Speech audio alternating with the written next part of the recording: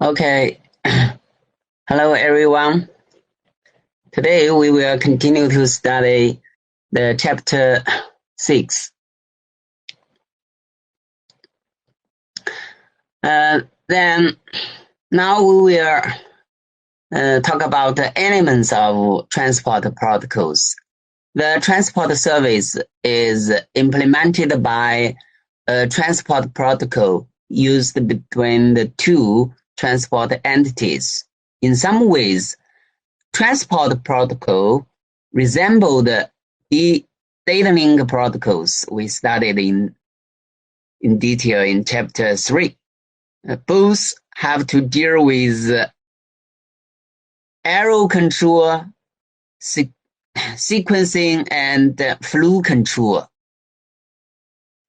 So transport layer and data link layer both have to deal with error control, flow control, and sequencing, among other issues. However, significant differences between the two also exist. At the data link layer, two routers communicate directly via a physical channel, whether wired or wireless, whereas at the transport layer, this physical channel is replaced by the entire network. This difference has many important implications for the protocols. These differences are due to major dissimilarities between the environment in which the two protocols operate. Subfigure A shows the environment of the data link. We know between the two nodes, between the two routers, there is a physical communication channel. It is very simple for the environment of the data link layer. But for the environment of the transport layer, we don't know what is the topology between the two routers. We only know packet can be transmitted from router A to router B. But we don't know the inside of the network. So the environment of the transport layer is more complex. For one thing, over point-to-point links, such as wires or optical fiber, it is usually not necessary for a router to specify which router it wants to talk to. Each outgoing line leads directly to a particular router. In the transport layer, explicit addressing of destinations is required. For another thing, the processes of establishing a connection over the wire of the data link layer, the subfigure A, is simple. The other end is always there unless it has crashed, in which case it is not there. So usually the other end is always there. There's only a link between one end to another end. In the transport layer, initial connection establishment is complicated. Another difference between the data link layer and the transport layer is the potential existence of storage capacity in the network. Buffering and flow control are needed in both layers. But the presence in the transport layer of a large and varying number of connections with bandwidth that fluctuates as the connection compete with each other may require a different approach than we used in the data link layer. Then when an application process or user process wishes to set up a connection to a remote application process, it must specify which one to connect to. Last time, we have talked about programming for networking application. We use socket. Then we know we need create a socket and bind the address and the port number. That is, set up a connection to a remote application process must specify which one to connect to. We should specify the address and the port number of a server or client. Connectionless transport has the same problem. To whom should each message be sent? So we should specify the destination explicitly. The method normally used is to define transport addresses to which processes can listen for connection request. Usually, server is listening for the connection request from the client. In the Internet, these endpoints are called ports. Endpoints are called points. For example, this is a computer system. Computer has several ports. This is a port number. Then client can connect to this port, or to this port, or other clients connect to this port. So this is called ports, port number. Ports can be a logical number or a physical component. Can be a physical or a logical number in the system, in the operating system. So we will use the generic term TSAP. T means transport. SAP, SAP, service access point, SAP, TSAP, to mean a specific endpoint in the transport layer. The analogous endpoints in the network layer are not surprisingly called NSAPs, network SAPs. IP addresses are examples of NSAP. For TSAP, it is a port number. So in the Internet, IP and port number defines an endpoint in the Internet.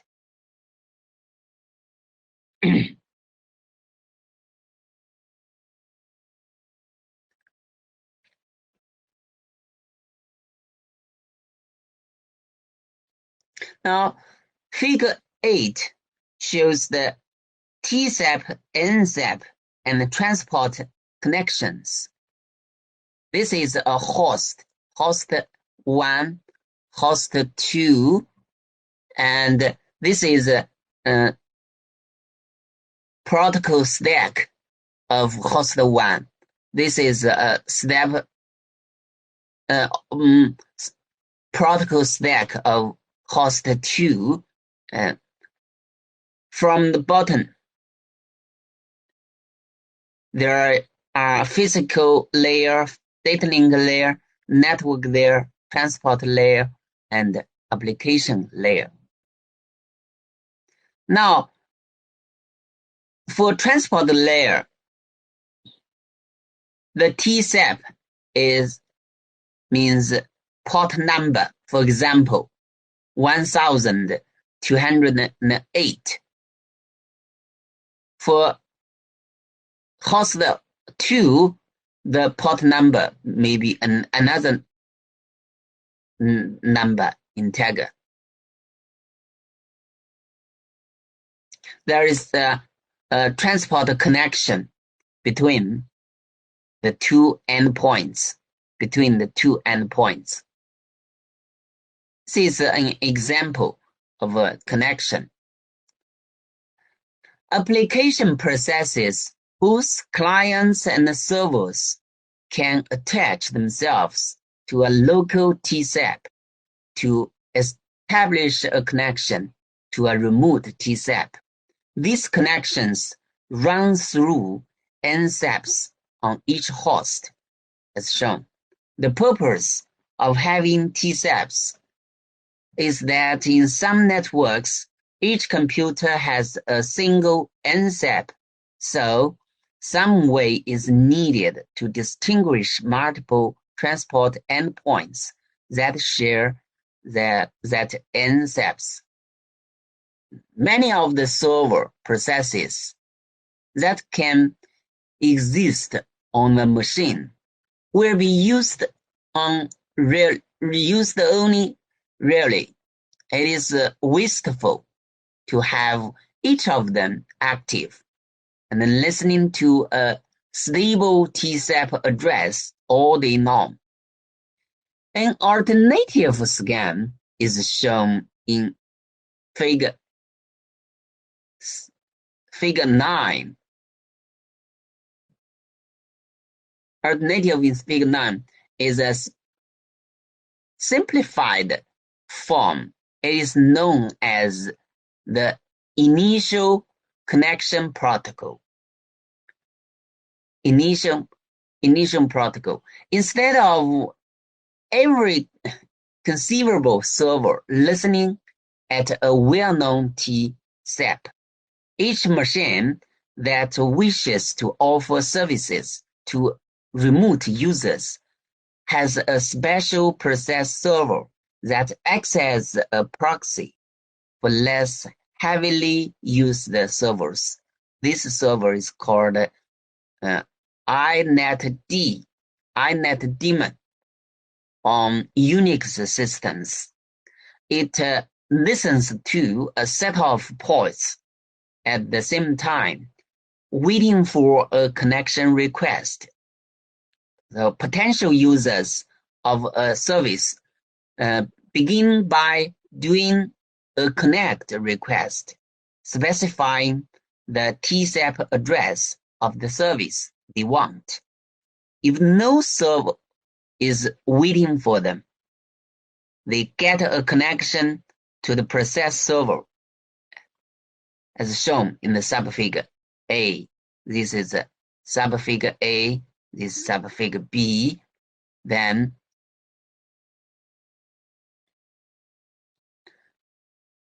between host 1 and host 2, host user, here is a user in the host 1, and process server in host 2, then user A can send a connect request to the server. Then this is a port, client port. This is a server port. Usually, the server port is a well-known port number.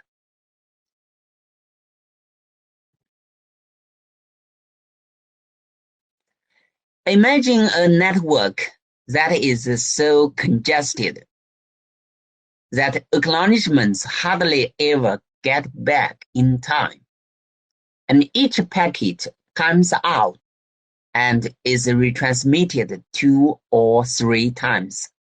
Suppose that the network uses datagrams inside, that every packet follows a different route.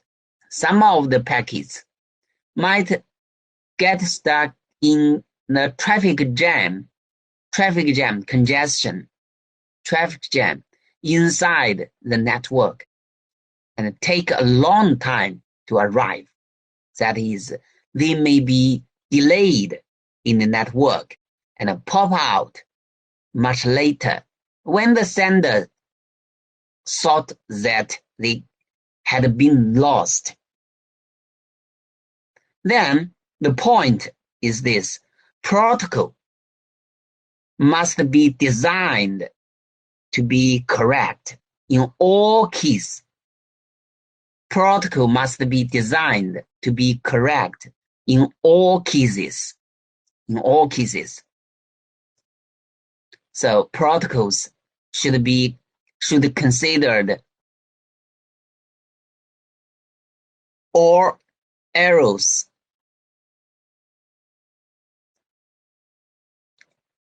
For the remainder of this section, we will study the problem of delayed duplicates. This is a case of problem,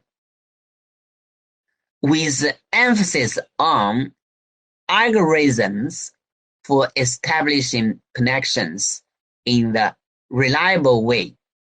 Since the environment of the network is not reliable, then protocols should be designed to provide reliable service for the application with considering all cases, all problems.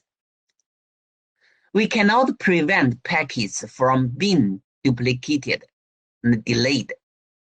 We cannot prevent, because this is a reality of the environment of a real physical network. We cannot change the condition of the network. So we should design algorithms for protocols to deal with all problems. But if and when this happens, the packets must be rejected as duplicates and not processed as fresh packets. The problem can be attacked in various ways, none of them very satisfactory. One way is to use thrown-away transport addresses. This approach, each time a transport address is needed, a new one is generated. When a connection is released, the address is discarded and never used again. This is a way. Thrown away transport addresses. The transport addresses or the port number is used only once. Is used only one time. So when used, it is when a connection is released, the address is discarded. The port number, here address is not IP address. It refers to port number because this is we are talking about transport. So address, discussed, and never used again.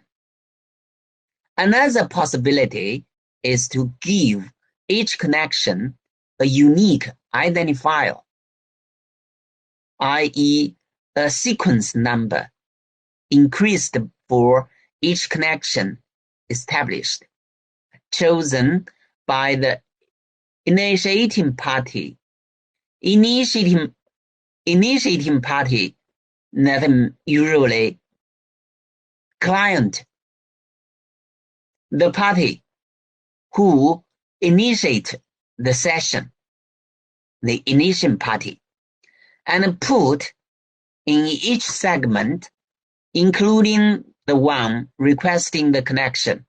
After each connection is released, each transport entity can update a table listing obsolete connections. Obsolete connections. This connection is released. The obsolete connections as pairs. Whenever a connection request comes in, it can be checked against the table to see if it belongs to a previously released connection. Unfortunately, this scheme has a basic flaw. It requires each transport entity to maintain a certain amount of history information indefinitely. Is a certain amount of history information. This history must persist at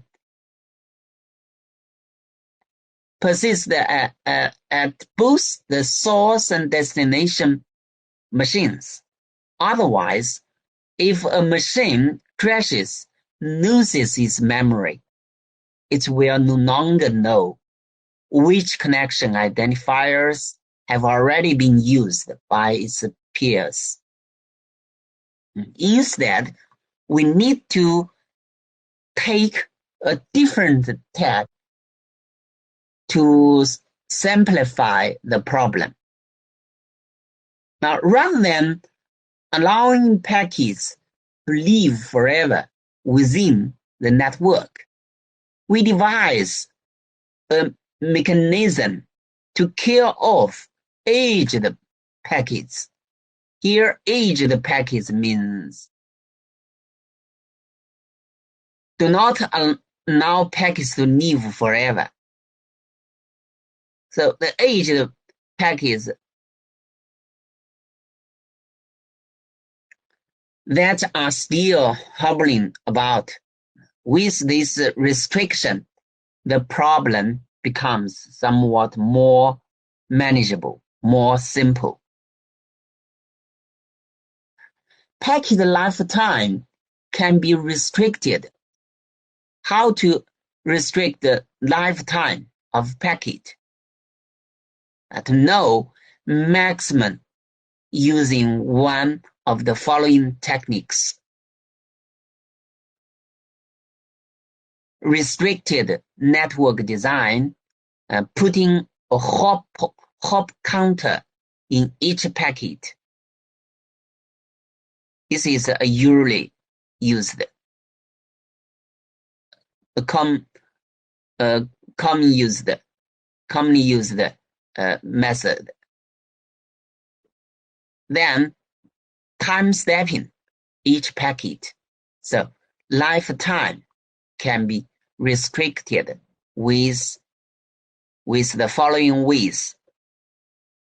In practice, we will need to guarantee not only that a packet is dead,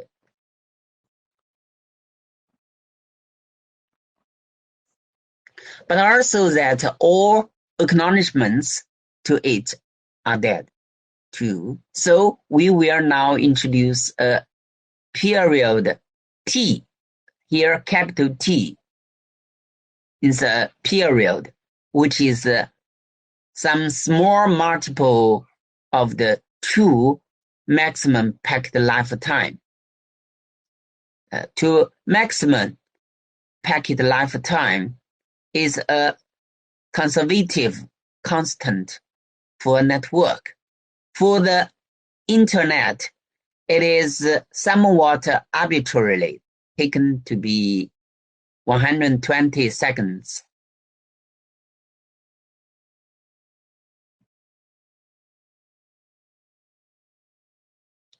Now, Fig 10 shows the segments may not enter the forbidden region and the resynchronization problem.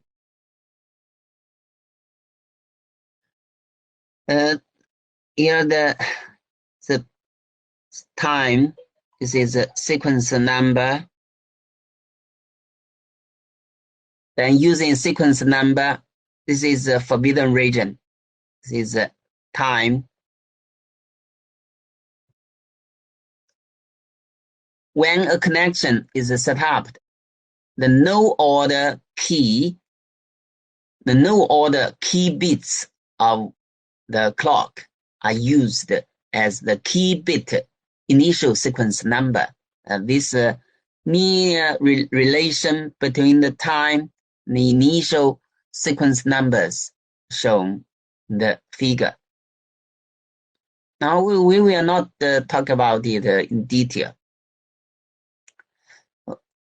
And we only need to know the packet lifetime can be restricted with the time.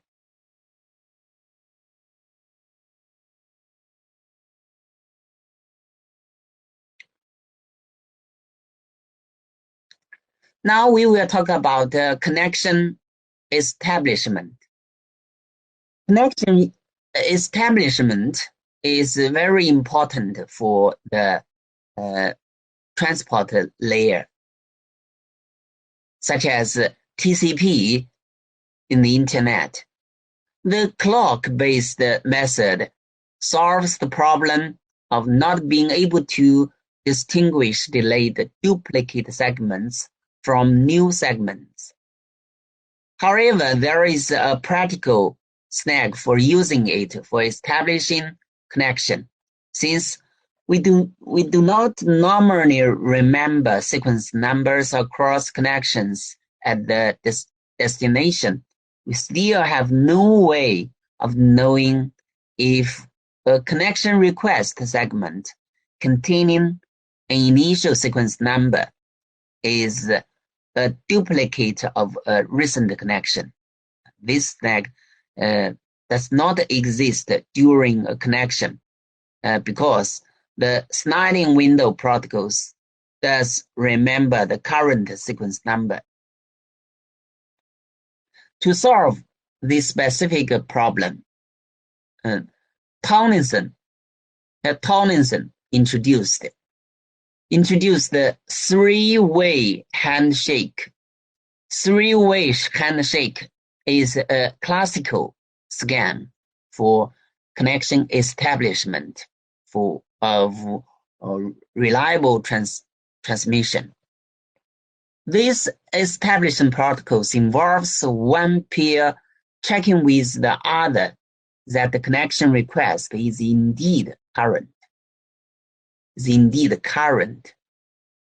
So to make sure whether the connection request is indeed current, the normal setup procedure with host 1 initiates is shown in the 11. Here is 11. So it's a 1, subfig 1, sub A, B, C. Okay. Host 1 chooses a sequence number. Host 1, here is a host 1. Host 1 chooses a sequence number denoted by X. sequence number X and sends a connection request segment containing the sequence number to host 2, send connection request. So here CR, connection request, right? Connection request containing the sequence number X to the host 2, right? So this is step 1. Step 2, host 2 replies with an ACK segment, means acknowledgement, right? Acknowledgement. ACK segment, acknowledging X and announcing its own initial sequence number Y. It's the initial sequence number of host 2, Y. Finally, so initial with the host with the sequence number Y, send acknowledgement for the sequence number, right? Finally, host 1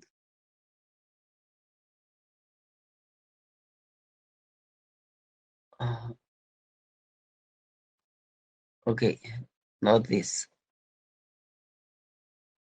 Host 1, right? Host 1, then transmit data. Finally, host 1 acknowledges host 2's choice of initial sequence number in the first data segment that it sends.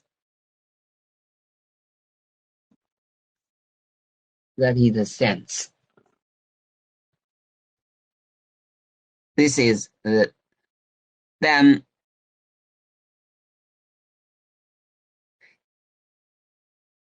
by using the sequence number, then one pair and check with the other that the connection request indeed current. This is the three-way handshake.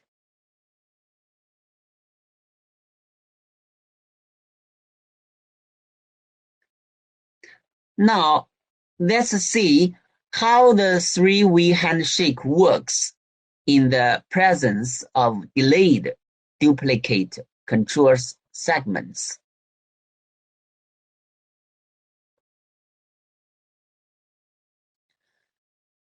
Now, in Fig B, we know, in Fig B, we assumed that an old duplicate sequence number for connection request appeared out of the nowhere.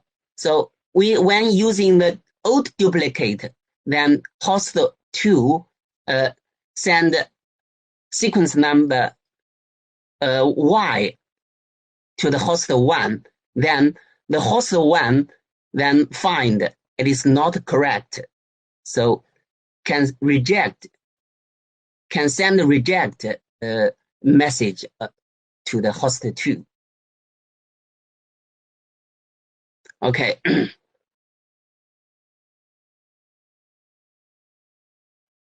Now, the first segment is a delayed duplicate connection request from an old connection. Now, this segment arrives at host 2 without host 1's knowledge. So host 2 reacted to this segment by sending host 1 ACK acknowledgement segment, in effect asking for verification that host 1 was indeed trying to set up a new connection, right?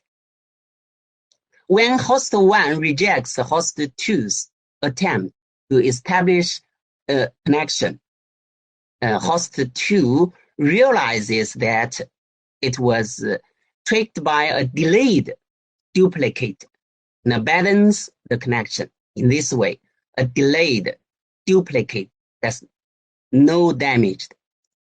So through this way, then two parties can make sure that one peer and another peer is waiting and indeed in current. So this is about the principles of the three-way handshake devised by Tomlinson. Okay, we will not talk about it in detail for this. So typically in the Internet, Transmission Control Protocol, TCP, just uses this three-way handshake. Use this three-way handshake to establish connections for reliable application, for reliable requirements of applications. Usually, we can transport files with TCP because we need a reliable transmission. We can use TCP. Within a connection, a timestamp is used to extend the 32-bit sequence number so that it will not ramp within the maximum packet lifetime. We know any integer has a valid range. For example, an integer occupies 16 bits, then the maximum integer with 16 bits, then the maximum value is the 16th power of 2 minus 1, right? So the range is from 0 to this one, okay? So each integer has a maximum packet, maximum range. Okay. Now, using this mechanism, this mechanism is fixed to TCP that was indeed as it was used on faster and faster links. Now, this is described in the Internet Standard Document numbered 1323, 1323, called Protection Against Ramped Sequence Number. So this is an extended knowledge points. So we have talked about sequence number, packet lifetime, and the how to avoid the effect of wrapped sequence number. Now we will talk about connection released. Just now we talk about the connection establishment with three-way handshake. And then how to release a connection. Releasing connection is easier than establishing one. Why?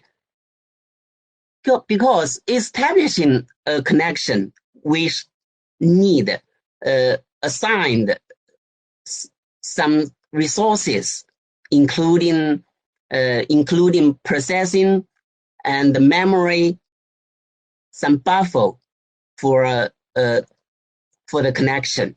Then releasing connections usually occurred after finishing the transmission. So there are two styles of terminating a connection: asymmetric release and symmetric release. It is different. it is different. Okay. Asymmetric release is the way that similar with the telephone system works. Is the way telephone system works. When one party hangs up, the connection is broken. Then usually the connection is teared down, is broken.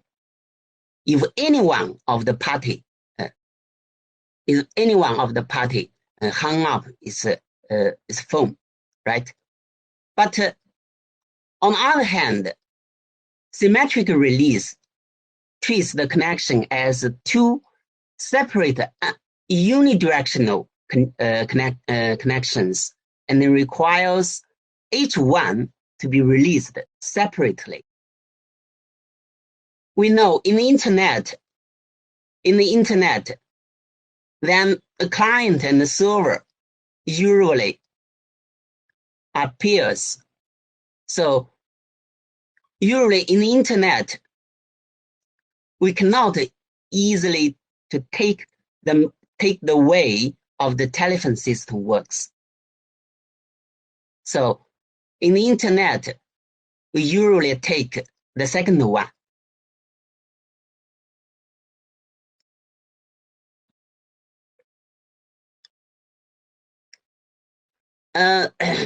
After the connection is established, host 1 sends a segment that arrives properly at host 2. Then host 1 sends another segment. Then unfortunately, host 2 issues a disconnection before the second segment arrives. Then what will happen? Then the result is that the connection is released and data will be lost, right? So here, Fig 12 shows abrupt disconnection with the loss of data. Here, CR means connection request. ACK means acknowledgement. Then the host 1 send connect request, connection request to host 2. Then host 2 replies acknowledgement to host 1. Then if the host 1 received the acknowledgement from host 2, then the connections can be established between host 1 and host 2 after the data or acknowledgement sent to host 2. For host 1, here the connection can be connected. For host 2, then at this point, host 2 know the connections can be established, right?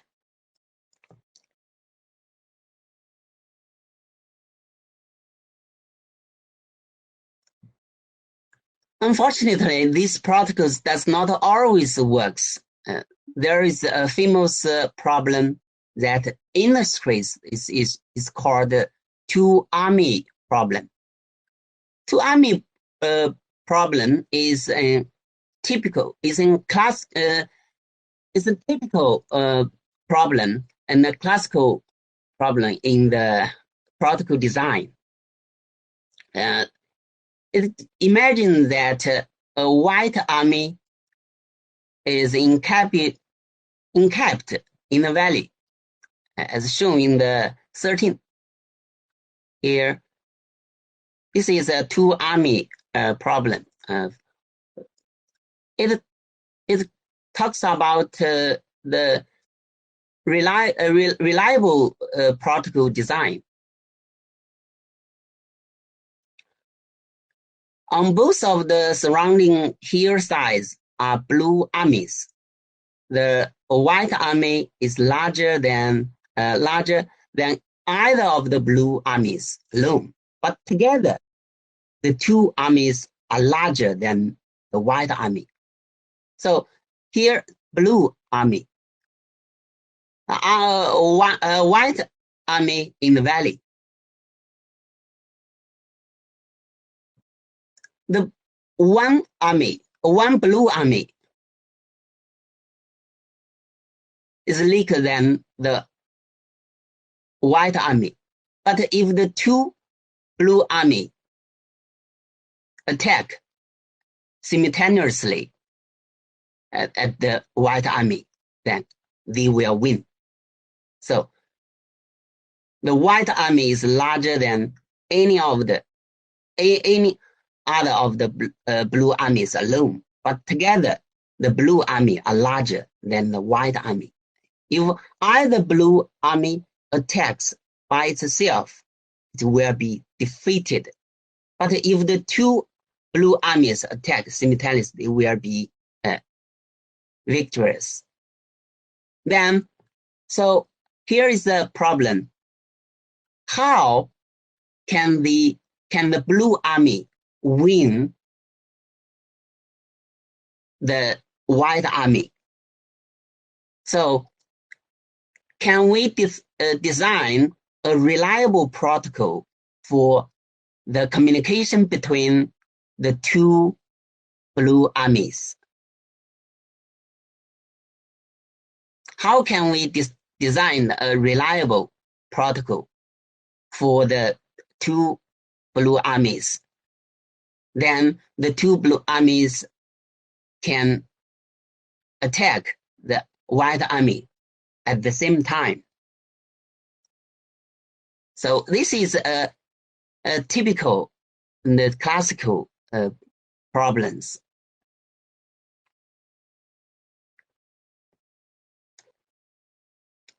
So this is the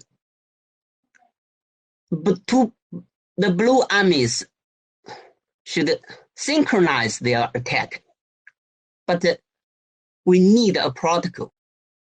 But these protocols does not exist because the environment of the communication is not reliable. So in fact, it can be proven no protocol exists that works. Why? Suppose that some protocol did exist. Either the last message of the protocol is essential or it is not. If it is not, we can remove it. And any other unessential messages can be removed until we are left with a protocol in which every message is essential. Then what happens if the final message does not get through? We just said that it was essential. So if it is lost, that attack does not take place. Since the sender of the final message can never be sure of its arrival, they will not risk attaching, because the one blue army cannot be sure that the other pair of the blue army can attack at the same time. Worse yet, the other blue army knows this, so it will not attack either. So to say relevance of the two army problem to releasing connection. So from the classical problem, we can consider the connection releasing problem design. So from the problem of army two armies, then we can design the connection releasing. So rather than to military affairs, just substitute disconnect for attack. So this is we will extend the two army problems. In practice, we can avoid this quandary for foregoing the need for agreement and pushing the problem up to the transport user, letting each side independently decide when it is done. It is an easier problem to solve. Now, the next figure 14, shows illustrates the four scenarios of releasing using a three-way handshake.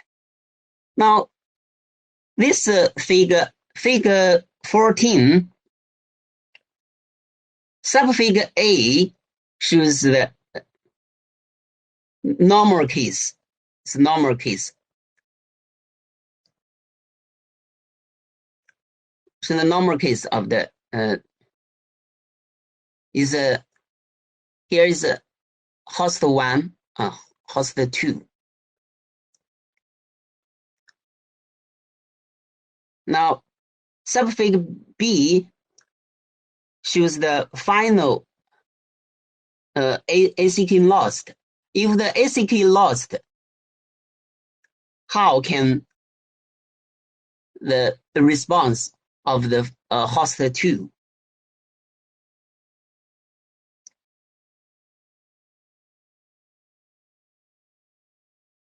Now, if then the arrows about acknowledgement from host 1, then if the data is lost, then what will happen?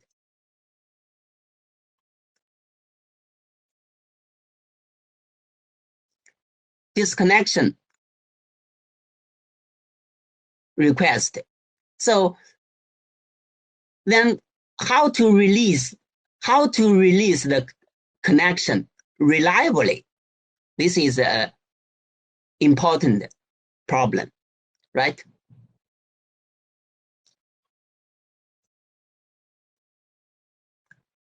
Here DR means disconnection request. Disconnection request.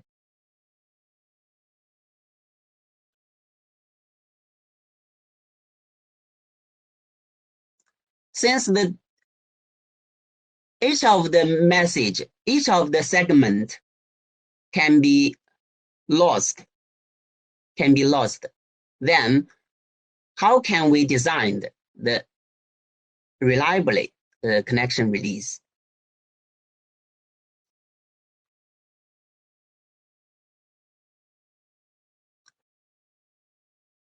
So the connection release should take the second scams.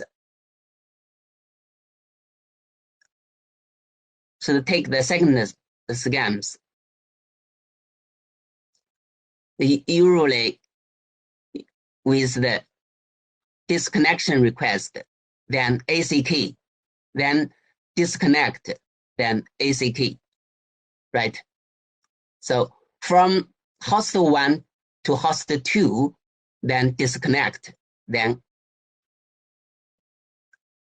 host 2 reply ACK. Then if host 2 have no data to send host 1, then host 2 can send disconnect request host 1. Then host 1 then send ACK to host 2. Okay, this is about connection release.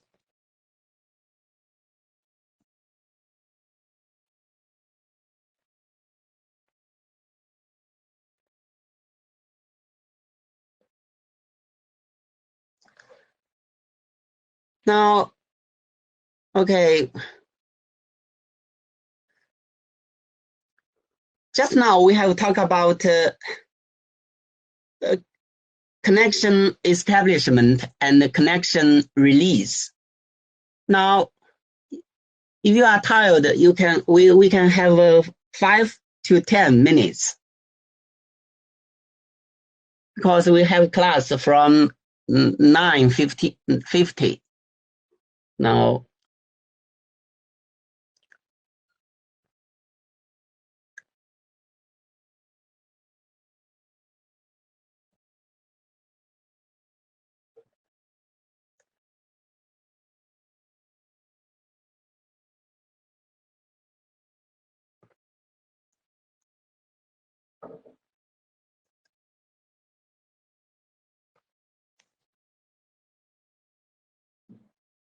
now we will talk about error control and flow control on transmission protocol design. Having examined the connection establishment and the release in some detail, let's now look at how connections are managed when they are in use. And the key issues are error control and flow control. We know error control and flow control, these two functions are very similar with the data link layer, data link protocols. Now, error control is ensuring that the data is delivered with the desired level of reliability. Usually that all of the data is delivered without any errors, since the environment of the data link layer is not reliable. But we should design a reliable protocol to deal with the unreliable condition of the environment, right? So that is the point of the error control. Then flow control is keeping a faster transmitter from overrunning a slow receiver. Flow control usually to control the transmission rate of the sender or receiver. Flow control usually used to control the rate of the sender, not the receiver. It is used to keep the faster transmitter from overrunning a slow receiver, right? It should control the rate of the sender to avoid overrunning a slow receiver.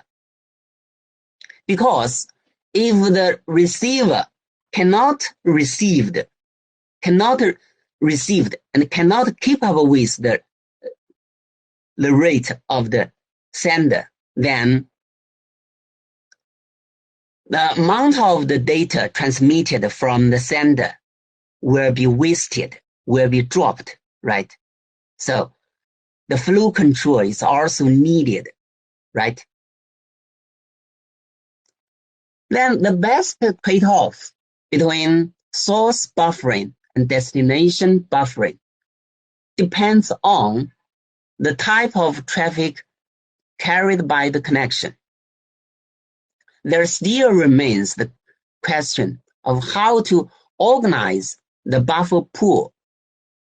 If most segments are nearly the same size, it is natural to organize the buffers as a pool of identically sized buffers with one segment per buffer. This is the first scheme. This is a chained fixed sized buffer. Chained fixed buffer. The fixed sized buffers are linked. This is the first one.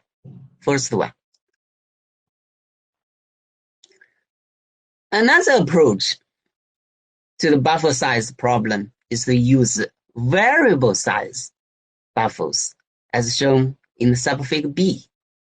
Usually, the buffers can be with a variable size. Someone is small, someone is larger. The size are different, but they can be linked together. This is the second one. The third possibility is to dedicate a single large circular buffer per second, per connection, as in figure C.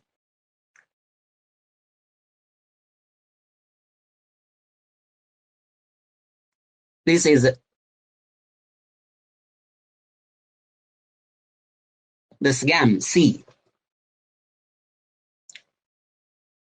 Using one large circular buffer per connection without links, right? This system is simple and elegant and does not depend on segment sizes, but makes good use of memory only when the connections are heavily loaded. So this is talk about buffer management. So buffer management, because error control and flow control should consider the packet or segment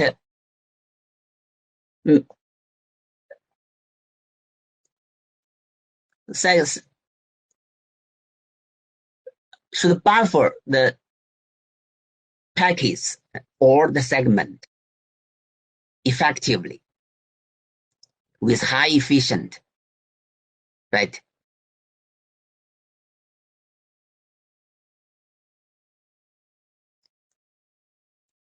Oh, this figure talk about the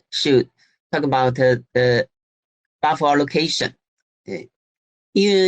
Usually with dynamic buffer allocation in the real systems.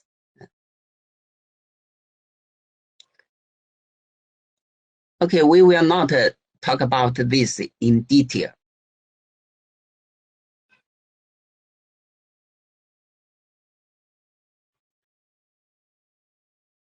Then multiplexing. About multiplexing,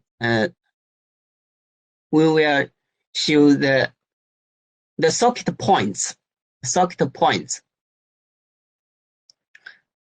Multiplexing or sharing several conversations over connections, virtual circuits, and physical links plays a role in several layers of the network architecture. In the transport layer, the need for multiplexing can arise in a number of ways. For example, if only one network addresses is available on the host, all transport connections on that machine have to use it. When a segment comes in, some way is needed to tell which process to give it to. This situation called multiplexing is shown in the figure 17. The subfigure A shows the multiplexing. The subfigure B shows the inverse multiplexing. Inverse multiplexing. This is multiplexing shows probably multiple application uses the same TSAP transport service service access point. This is multiplexing, right? Inversed, usually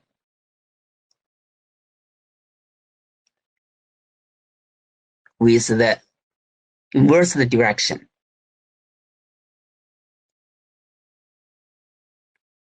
So in this figure, 4 distinct transport connections all use the same network connection with an IP address. Usually, the IP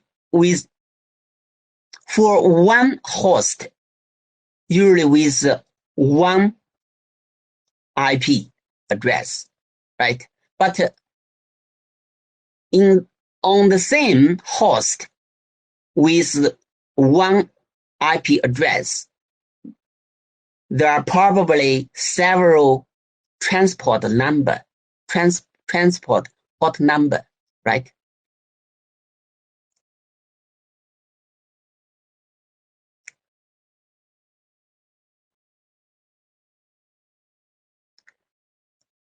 Okay.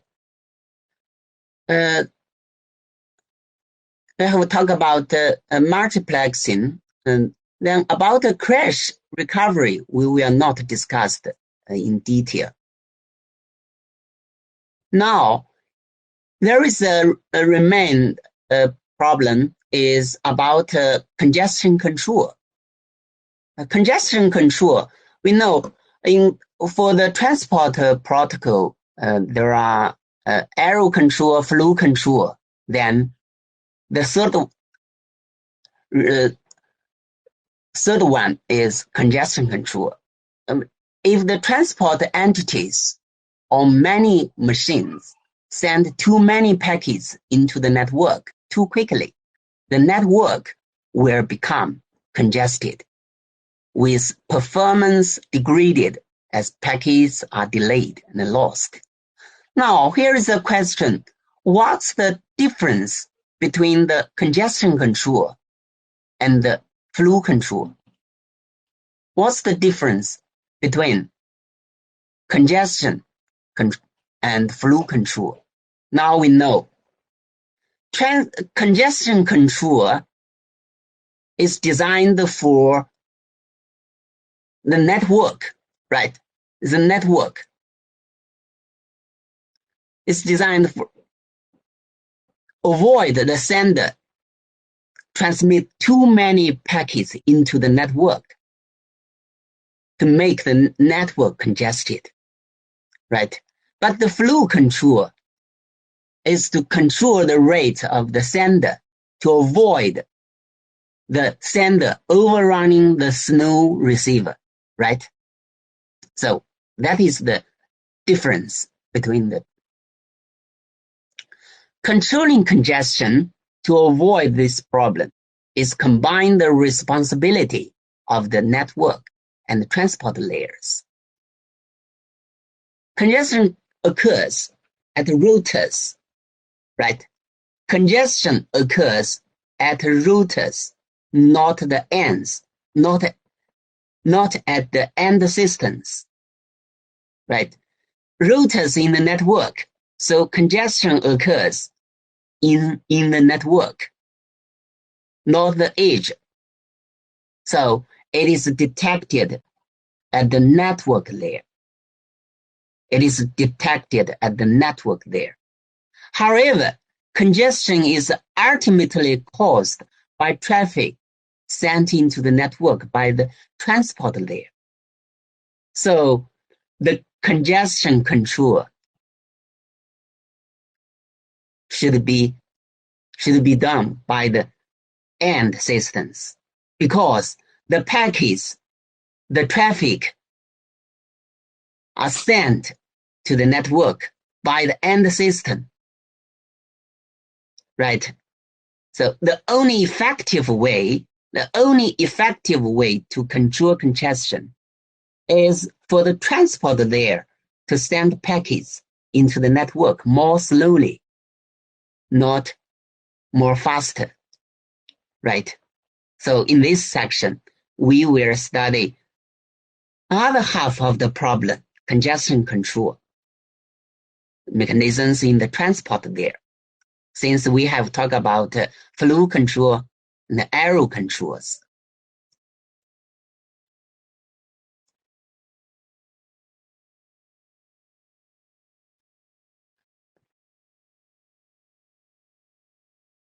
Now, before we describe how to regulate traffic, we must understand what we are trying to achieve by running a congestion control algorithms.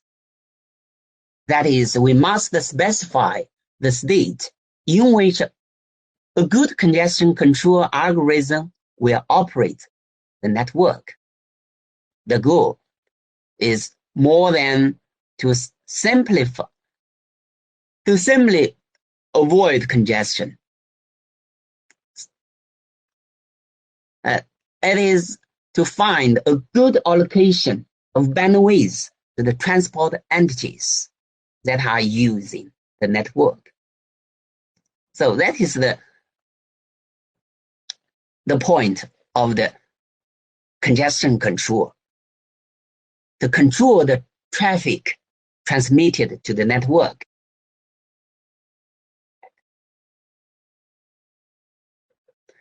A good allocation will deliver good performance because it uses all the available bandwidth, but avoids congestion. It will be fair across competing transport entities, and it will quickly track changes in the traffic demands. So we can make each of these criteria more precise in turn. Now, efficient allocation of bandwidth across the transport entities will use all of the network capacity that is available. However, it is not quite right to think that if there is a 100 megabit per second link, 5 transport entities should get 20 megabps each. They should usually get less than 20 megabps for good performance. For good performance means good performance that is useful for the receiver, not the traffic arrived the receiver, but it is wrong. There are much errors occurred. So the good performance means the useful traffic for the receiver. Then the reason is that the traffic is often bursty. So usually the traffic between the two computers, or the traffic raised by a computer, is bursty. That means sometimes the traffic is very high, sometimes they are mused, no traffic. Now, in the last section, we have described the good put. We have talked about the good put of a function of offered node. Usually with this one. Okay. Now, figure 19 shows the good put. The relationship between the good put with the offered node, Now, this is a desired response. Ideal response. We expect the desired response, but actually, probably the real one is this one. When the offered load over this point, then the good put will be degrade rapidly. So then we called this condition congestion collapsed.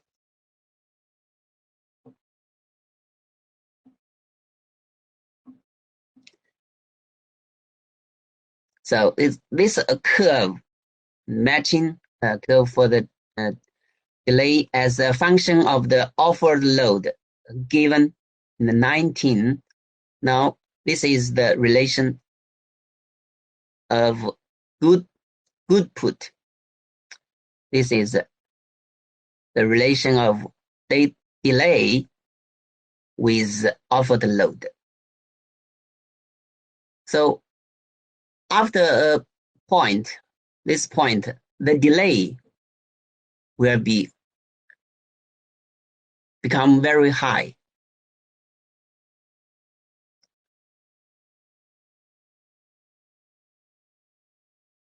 So this is about the efficiency and the power of the memory or bandwidth allocation.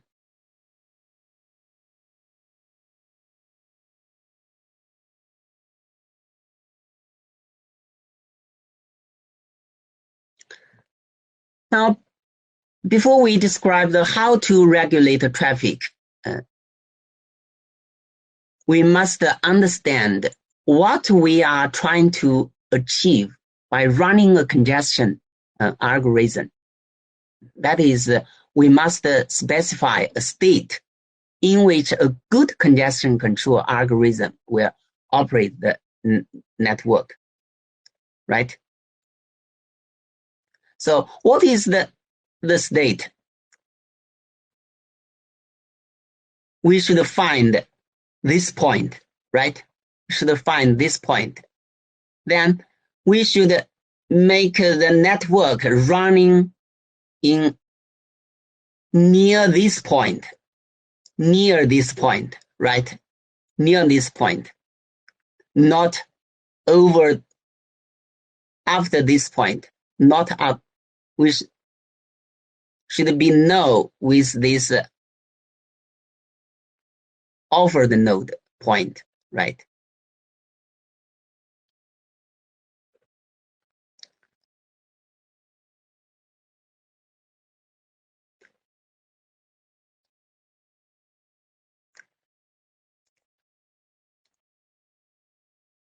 Okay, this is about a maximum minimum fairness.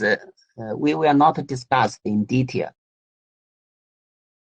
It is about divide the bandwidth between different transport senders.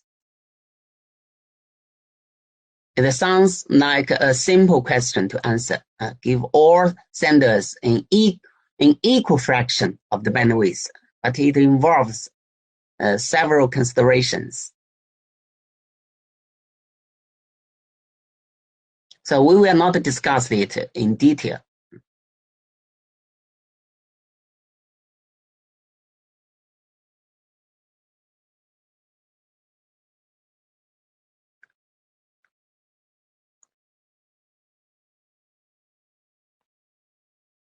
About regulating the sending rate.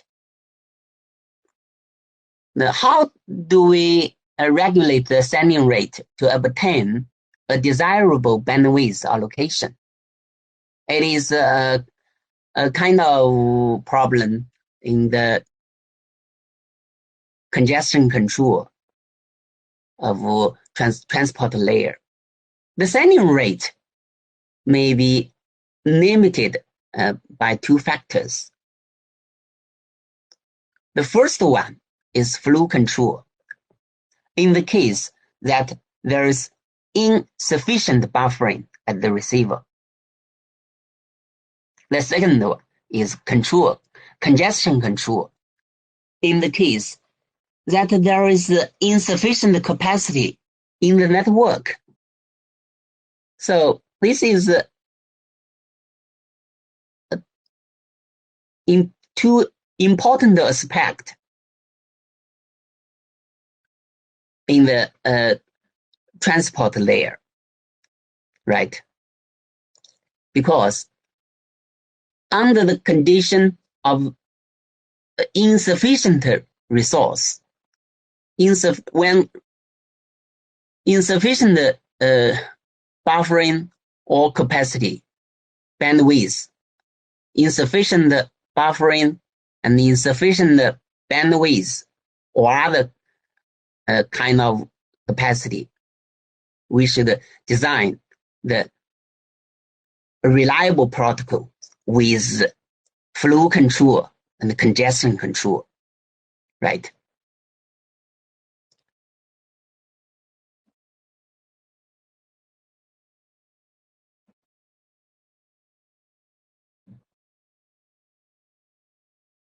Now this figure shows an interesting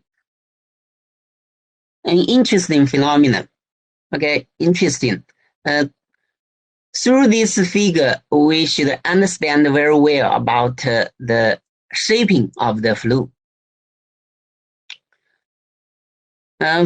Figure 22 shows a fast network feeding, feeding a no capacity receiver, right? For example, this is a fast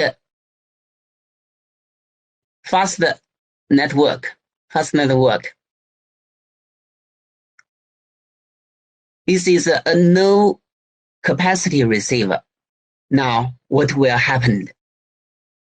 Since the receiver has a small capacity, then large part of the traffic will be dropped at the receiver end, right? Then subfigure B shows a snow network feeding a high capacity receiver. Why? Because there is a bottleneck in the network. So it makes the transmission rate be very slow. So then make the network with slow capacity, but the receiver with high capacity. What will happen? So we know the two sides will both make the network running with no efficiency, right? Make the performance very low, right? So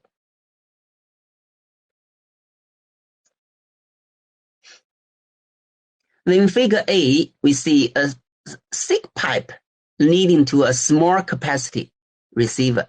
This is a flow control limited situation. As long as the sender does not send more water than the bucket can contain, no water will be lost. On the other hand, in subfigure B, the limiting factor is not the bucket capacity, but the internal carrying capacity of the network. If too much water comes in too fast, it will back up and some will be lost, right? In this case, overflowing the funnel.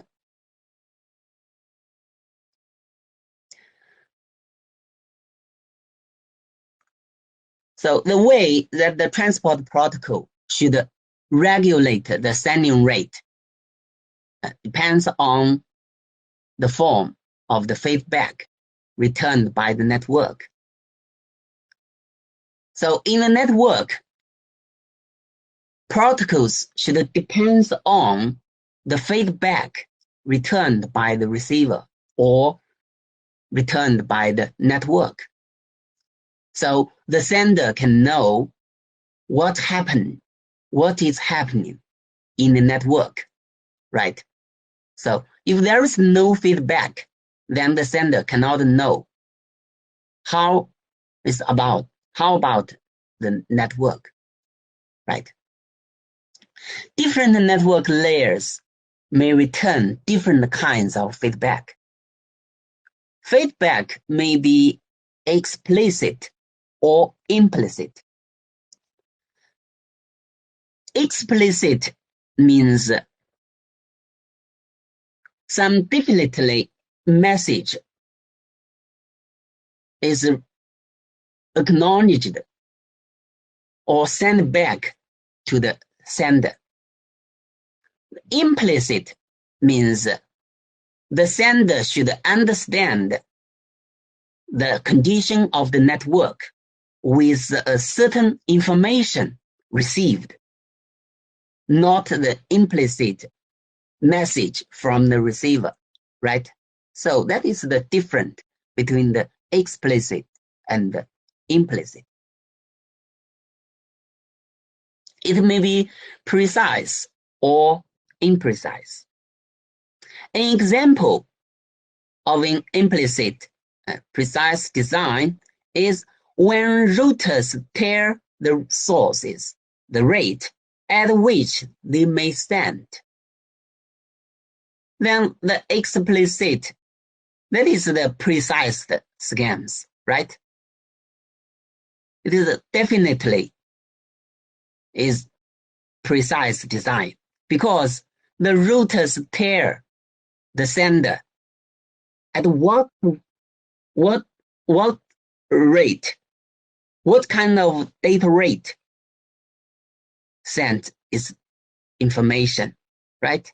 So the routers tell the data rate to the sources.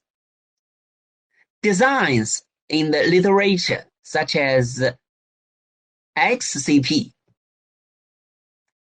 XCP means explicit congestion protocols, operates in this manner, designed by Kadabi in the year 2002. This protocol just uses the explicit scams.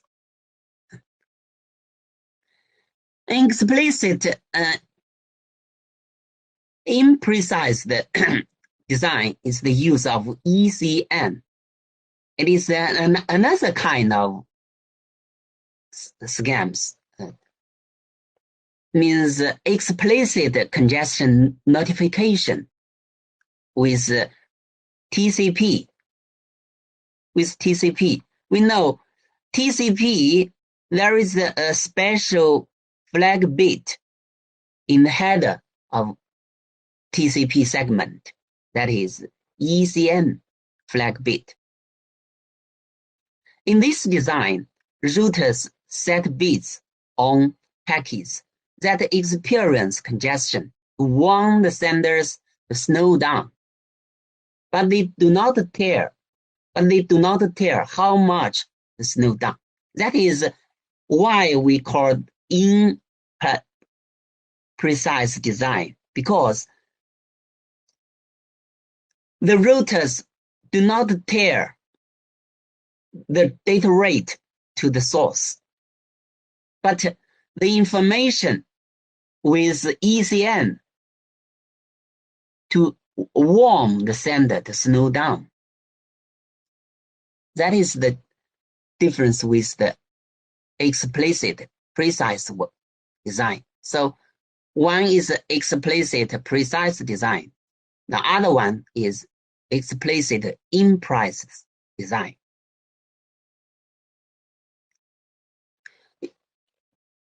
Basically, there are other designs.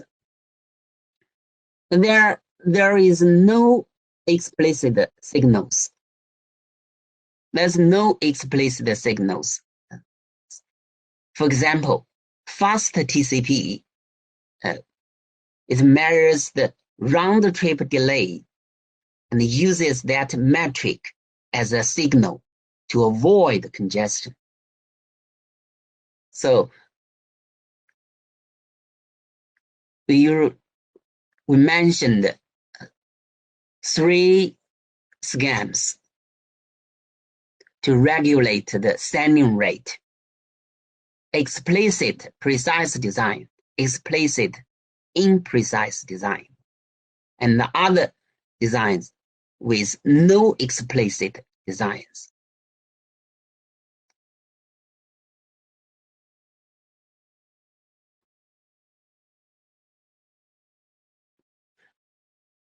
And finally, the form of congestion control most prevalent in the internet today, TCP with drop tail or red routers. Packet loss is infrared and used to signal that network has become congested. So usually the packet loss is an important indication of the congestion occurred inside of the network.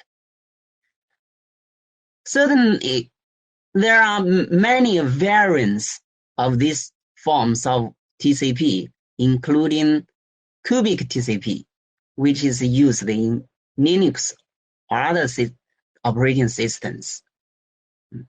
Combinations are also possible. For example, Windows includes compound TCP that uses both packet loss and delay as feedback signals. So in this section, we have talked about flow control, error control, connection establishment, and connection released. And we have talked about regulating the sending rate, about control the transmission rate. That is the important mechanisms for transport design.